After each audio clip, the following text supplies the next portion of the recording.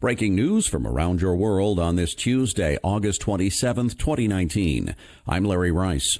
Opposition lawmakers in the UK declared Tuesday they will work together to try to stop a departure from the European Union without an agreement, setting up a legislative challenge to Prime Minister Boris Johnson and his promise to complete the divorce by October 31st, come what may. Some 160 lawmakers have signed a declaration pledging to do whatever is necessary to prevent Johnson from bypassing Parliament in his plans.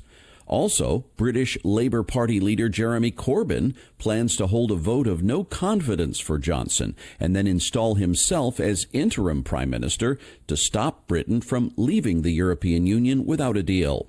Corbyn pushed again for a second referendum for leaving the EU and warned departing without an agreement would put Britain at the mercy of Donald Trump. At the G7 summit in France last weekend, Johnson said he was marginally more optimistic about securing a deal, but insisted other EU states need to shift ground. Johnson repeatedly refused to rule out suspending Parliament to force through a no-deal exit. Johnson's do-or-die promise has raised worries about a disorderly divorce that would see new tariffs on trade and border checks between Britain and the EU, seriously disrupting business. Britain has until the end of October to strike a deal with the EU or risk crashing out of the bloc. Corbyn said his party would do everything in its power to prevent that scenario. The United States has reached a tentative trade deal with Japan, giving U.S. farmers and ranchers a bright spot in an otherwise dismal year. President Trump announced the tentative trade accord with Japan at the end of the G7 summit in France. Japan is America's fourth leading buyer of agricultural products and ranks even higher for certain commodities.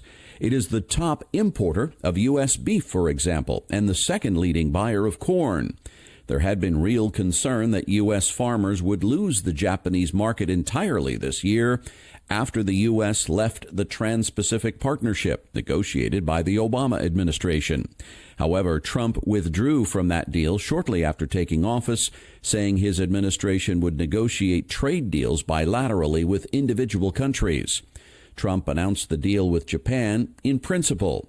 The Trump administration has not released any details of the pact other than to say it includes industrial, digital, and agricultural trade, and the two countries plan to formally sign the agreement during the UN General Assembly meeting in New York in September. The group of 7 leaders agreed to provide $20 million to help fight fires devastating the Amazon rainforest. Much of the money was earmarked to provide Brazil with technical and financial help to fight the fires, according to French President Emmanuel Macron and Chilean President Sebastián Piñera. The Amazon produces about 20% of the planet's oxygen. Brazilian President Jair Bolsonaro, who campaigned promising to open the Amazon up for mining, logging, and other businesses, was slow to react to the fire, which environmentalists and researchers said were started by cattle ranchers and loggers. Bolsonaro's office rejected the money, saying, quote, "We appreciate the offer, but maybe those resources are more relevant to reforest Europe." Meanwhile, Brazilian prosecutors in the Amazon state of Pará are launching an investigation into why IBAMA, Brazil's environmental agency, ignored warnings that farmers, businessmen, and land grabbers planned on setting fires around the town of Novo Progresso.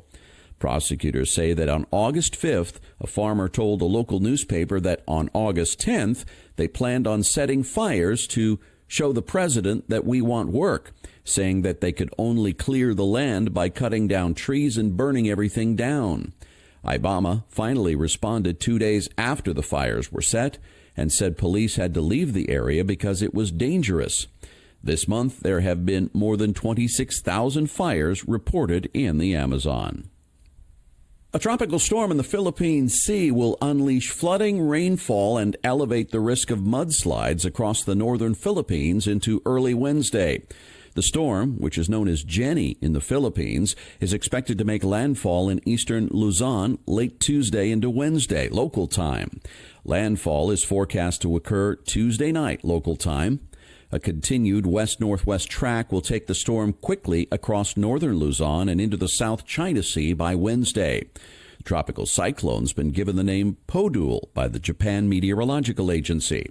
This will also be the name used in other countries across eastern Asia. As the storm continues to track westward, conditions will improve dramatically across the Philippines by Wednesday afternoon. The storm is forecast to weaken into a tropical depression as it crosses Luzon.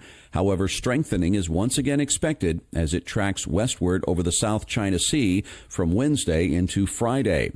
Concerns will then shift to locations from northern Vietnam to southeastern China for late this week and weekend, as the tropical cyclone may reach typhoon status prior to reaching land for a second time. Officials from France and the United States have reportedly reached a compromise on a new French tax on digital services provided by large internet companies like Google and Amazon.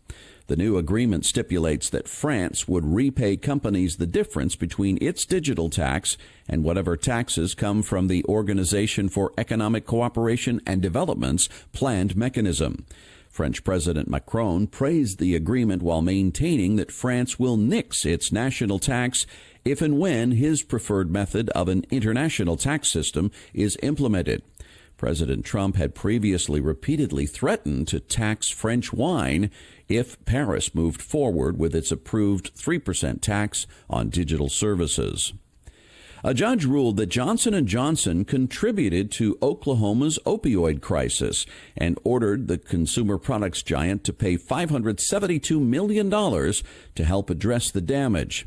The decision from a Cleveland County District judge was the first to hold a drug maker responsible for the excessive distribution of the powerful and addictive painkillers starting in the late 1990s and the national epidemic of addiction and overdose deaths that resulted. The ruling in the first state trial was considered likely to affect legal strategies on both sides as more than 40 states prepare to take on the pharmaceutical industry in court. Johnson & Johnson denied wrongdoing and vowed to appeal. Two other companies named in the suit, OxyContin maker Purdue Pharma and Teva Pharmaceuticals, settled with Oklahoma before the trial for $270 million and $85 million, respectively. Captain Al Haynes, the United Airlines pilot who made an impossible landing and saved nearly 200 lives in 1989, has died at the age of 87. Haynes died Monday in Seattle, nearly 30 years after he was hailed as a hero for executing an emergency landing in Sioux City, Iowa.